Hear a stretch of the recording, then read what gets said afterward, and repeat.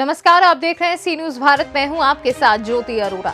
मिर्जापुर के अदलाहट में आयोजित भारतीय जनता पार्टी के पिछड़ा वर्ग सम्मेलन में पहुंचे प्रदेश के अध्यक्ष स्वतंत्र देव सिंह ने सपा नेता अखिलेश यादव पर जमकर तंज कसा। कहा कि वह कहते हैं कि मैं आ रहा हूं ताल ठोक के लाल टोपी। अरे ताल ठोक के लाल टोपी क्यों गुंडाई करने आ रहे हो? अति के संपत्ति पर योगी जी ने बुलडोजर चलवा दिया और मकान बनाकर गरीबों को बांट दिया। क्या उस पर फिर बुलडोजर चलाने आओगे? क्या मंदिर का निर्माण रुकवाने आ रहे हो? गरीबों का शौचालय छुड़ाने आ रहे हो? महिलाओं पर अत्याचार करने आ रहे हो? तुम लाल टोपी हो तो क्या हुआ? ये बैठे हुए सभी भारत माता के लाल हैं। भारत माता के लाल लाल टोपी को अब नहीं आने देंगे। अब केवल कमल खिलेगा।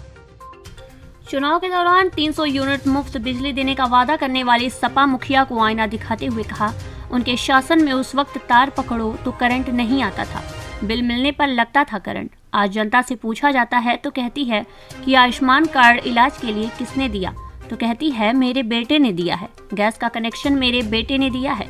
सपा सरकार ने तो लालटेन युग ला दिया था। प्रदेश में 3 जिले वीआईपी थे, बाकी में बिजली कब आएगी पता नहीं चलता था। योगी सरकार में लोगों को 24 घंटे में 23 घंटे बिजली मिल रही है। प्रदेश अध्यक्ष ने कहा कि सपा के शासनकाल में डीजे बंद हो जाते थे, कांवड़ यात्रा पर रोक लगा दी गई थी। योगी शासन में कांवड़ यात्रा पर न तो रोक लगती है और न ही डीजे पर प्रतिबंध। पत्रकारों से वार्ता करते हुए व्यापारियों के यहाँ पड़ रहे छापों पर कहा गया, यह तो परमानेंट पड़ता रहता है, इतना पैसा क्यों रखते हैं? 2 दिन 300 करोड़ रुपए क्यों रखे जाते हैं? जनता की सेवा के लिए दल बनता है और जनता की सेवा के लिए सरकार बनाते हैं, अपनी कोठियां भरने के लिए थोड़ी।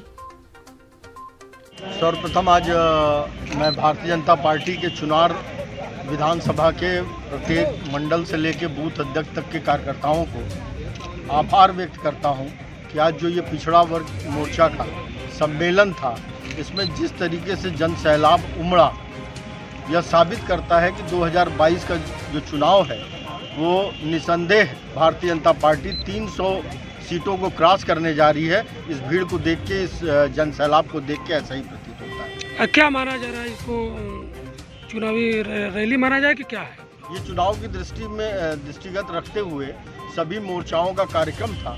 उसके अंतर्गत यह पिछड़ा मोर्चा का कार्यक्रम चुनार विधानसभा में रखा गया था। उसी के तहत जिला पिछड़ा वर्ग का सम्मेलन था और अदलाहट मंडल में, और भारतीय जनता पार्टी के नेतृत्व में उत्तर प्रदेश की सरकार, देश की सरकार ने जो कार्य किया है, और इसमें चीफ गेस्ट के रूप में माननीय स्वतंत्र देव जी प्रदेश अध्यक्ष जी आए थे। जोरदार कार्यक्रम हुआ।